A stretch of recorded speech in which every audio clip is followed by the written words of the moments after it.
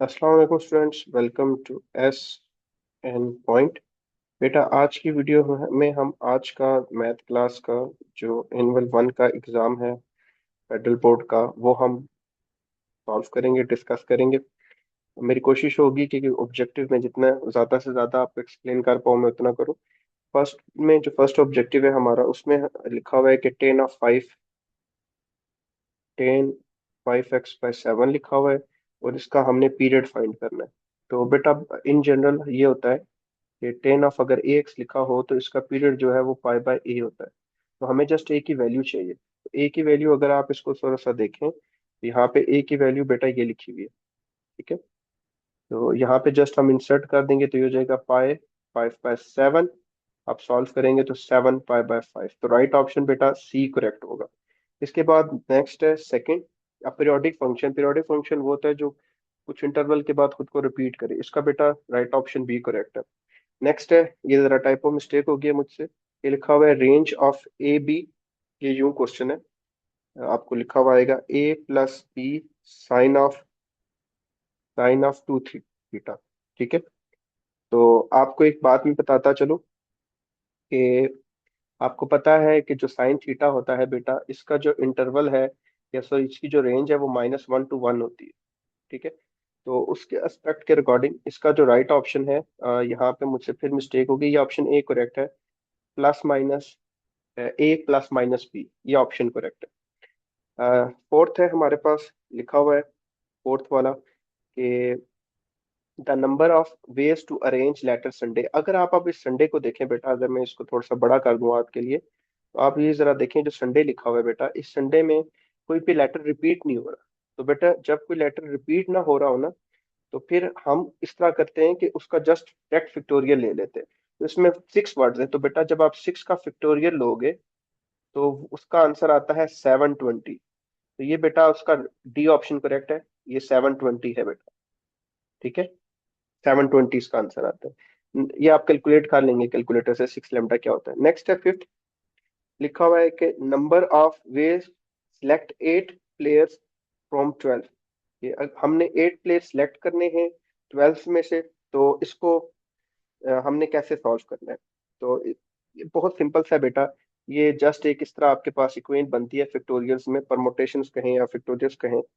ये यूं लिखा होता है 12 into 8। ठीक है, मैं थोड़ा सा इसको बड़ा कर लेता हूँ कि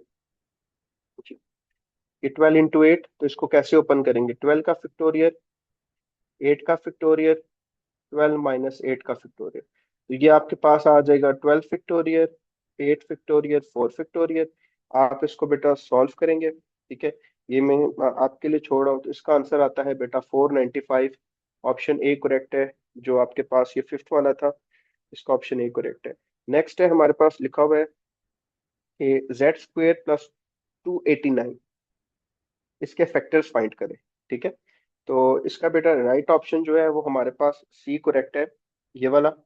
ये आप करके इजीली देख सकते हैं। ये यहाँ पे प्लस लिखा हुआ है ना, तो हम यूँ लिखेंगे जेड स्क्वेयर माइनस 17 का 17 अयोटा का स्क्वायर। तो यहाँ पे बस ए माइनस बी ए प्लस बी का हमने फॉर्मूला ओपन करना था। तो ये हमारा सिक्स वाला, और सिक्स का राइट ऑप्शन मैंने आपको बता दिया, सी करेक्ट है। ठीक है, नेक्स्ट है एट। आर्गुमेंट निकालना है। इसका आर्गुमेंट होता है बेटा जस्ट थीटा।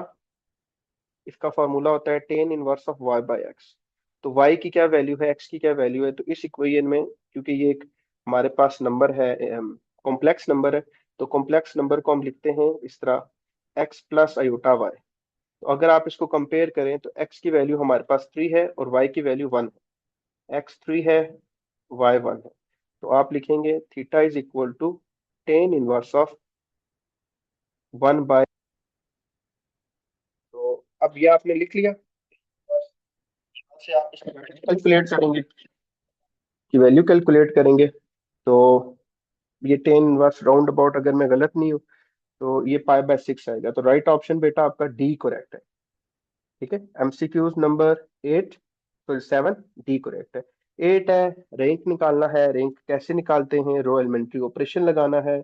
अभी अगर ऑपरेशन लगाना शुरू किया तो मुश्किल हो जाएगा, लेकिन वो करने की जरूरत नहीं है क्योंकि ये यहाँ पे ऑलरेडी इन्होंने जस्ट कहा हुआ है लिखें तो रैंक का मतलब होता है बेटा नॉन जीरो रोज। नॉन जीरो रोज वो रोज जो जीरो नहीं है। ये सारी रोज जीरो है, तो ये तो नहीं हो सकता। यहाँ पे ये जो ऊपर वाली दो है, ये दोनों नॉन जीरोज है। इनमें हर एक में एक एक ऐसा है जो जीरो नहीं है, तो इसलिए इसका राइट ऑप्शन बी करेक्ट है, इसका रैंक 2 होगा। नेक्स्ट है हमारे पास ये 9 वाला। 9 वाला कह रहा है कि a consistent system must have at least. Consistent system बेटा उस सिस्टम को बोलते हैं जिसका एक सोल्यूशन होता है, यूनिक सोल्यूशन जिसका एग्जिस्ट करता है। तो मतलब यूनिक सोल्यूशन होता है, तो हम कहेंगे कि ये फर्स्ट करेक्ट है।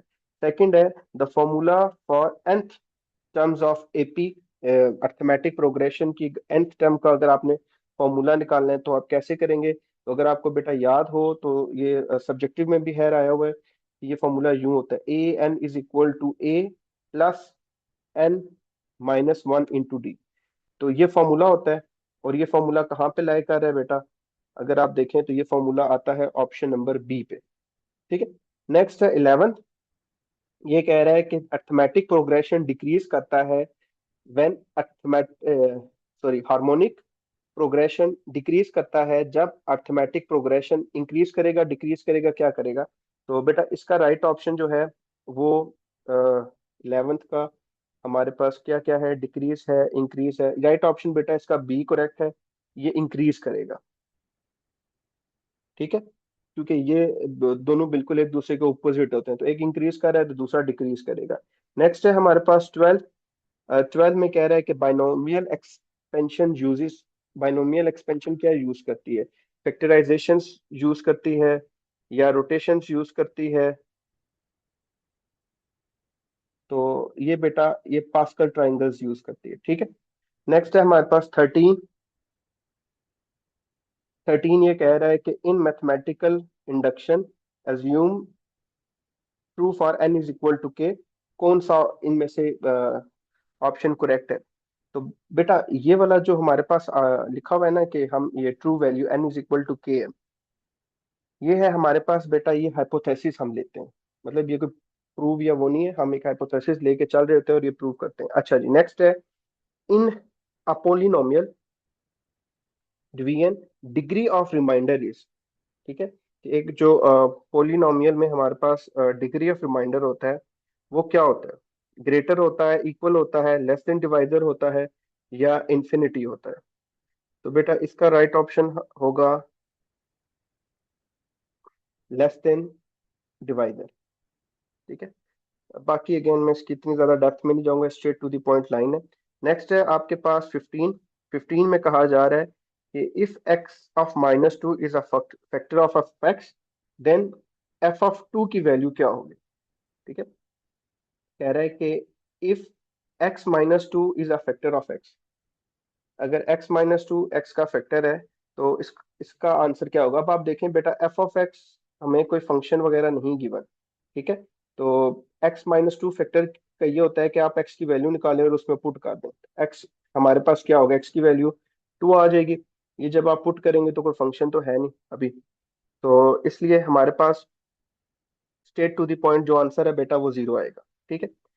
मजीद अगर इसको मैं एक्सप्लेन करूं तो ये स्टेट टू द पॉइंट ये थ्योरम की स्टेटमेंट है कि अगर ये यूं लिखा हुआ होता है कि अगर मुझे अगर अच्छे से याद है कि अगर F of X minus C factor है एफ ऑफ एक्स का, देन जो इसका रिमाइंडर होगा वो एफ ऑफ सी होगा। ठीक है, और ये इक्वल टू 0 के होगा।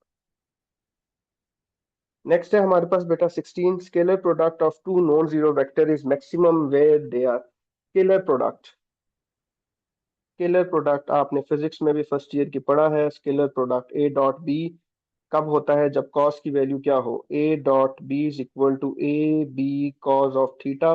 थीटा 0 डिग्री होगा और उस वक्त हमारे पास क्या आंसर आता है, थीटा 180 होगा।